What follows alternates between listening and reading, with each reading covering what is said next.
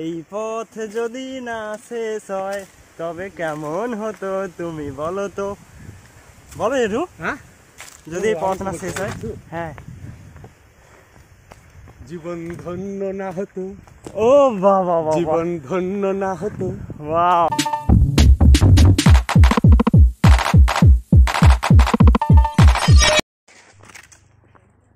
Hello guys, তো বালুরঘাট থেকে সোজা গুয়াহাটি দেন বোকো, আর সেই বোকোতে মা পার্বতীর বাসস্থান, যেটা হচ্ছে পার্বতী পাহাড়। ওকে, আমরা এখন চলে এসেছি তো পাহাড়ি এরিয়াতে, পার্বতী পাহাড়ের নিচে যাব কোথায়?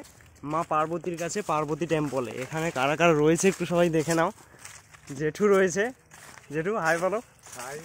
এখানে জেঠিমা সেই সেজেছে কিন্তু, তাই না?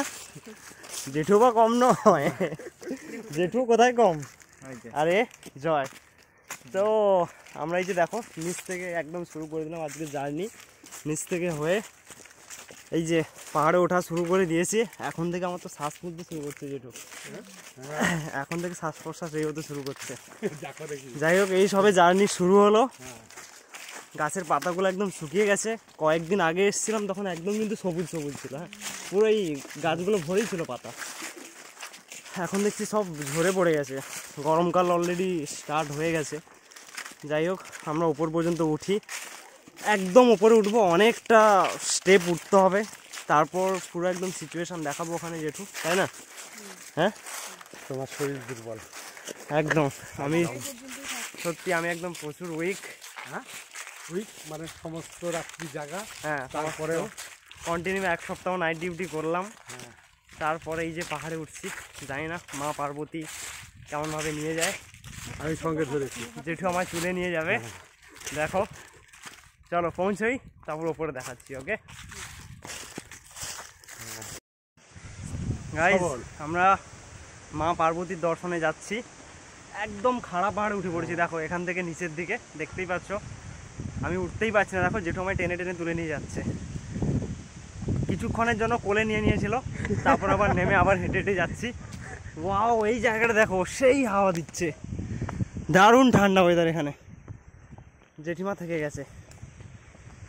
এই জায়গাটা দেখো, দারুণ হাওয়া দিচ্ছে না জেঠু? হ্যাঁ, মারাত্মক হাওয়া দিচ্ছে। দেখো বাইরের লুকিংটা একদম সামনে, ওয়াও লুকিং, জাস্ট ওয়াও, তাই না? বাহ, এখানে যদি একটা বাড়ি থাকতো জেঠু, হ্যাঁ তাহলে সেই মজা হতো। সেই মজা হতো না? স্বর্গে বাস করছি, স্বর্গে বাস করছি। হ্যাঁ, আবার এই পথ জেঠিমা উঠতে পারবে এটাই? এই পথ যদি না শেষ হয়, যাচ্ছে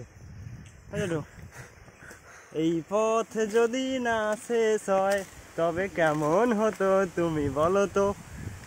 বলো জেঠু। হ্যাঁ, যদি এই পথ না শেষ হয়। হ্যাঁ, জীবন ধন্য না হতো। ও বাবা বাবা, জীবন ধন্য না হতো। ওয়াও। জেঠিমা কি বলবে? চলো দেখো, দারুণ লাগছে। হ্যাঁ একদম, হ্যাঁ ঠাকুর দর্শন হবেই, মা পার্বতীর দর্শন। ভোলানাথও আছে ওখানে, শুধু পার্বতী নেই। চলো আবার পৌঁছই ওপরে, তারপর তোমাদের দেখাচ্ছি আবার কেমন। আইও, অলরেডি আগেই আমি দেবী পার্বতীর দর্শনের ভিডিও দিয়েছিলাম, তো যার জন্য এখন আর মা পার্বতীর দর্শনের ভিডিওটা আপলোড করলাম না। জাস্ট ওপর থেকে পাহাড়ের দৃশ্যটা একদম দেখতে কেমন, মানে পাহাড়ের ভিউজটা কেমন, ওপর থেকে একদম নিচের দিকে কেমন লাগছে, একদম আসামের যে প্লেস পুরো দেখা যাচ্ছে, একদম ওপর থেকে পুরো আসামকে দেখা যাচ্ছে, সেই একটা ভিডিও আমি দিলাম। প্রকৃতির রূপ সৌন্দর্য একটা তুলে ধরলাম। আর যদি মা পার্বতীর দর্শন করতে চাও, অবশ্যই আগের ভিডিওতে আছে, তোমরা সবাই দেখে নিও। এই ভিডিওটা কেমন লাগলো তোমরা সবাই জানিও। সবাই ভালো থেকো, সুস্থ থেকো। অবশ্যই আবার একটা নতুন ব্লগে দেখা হবে।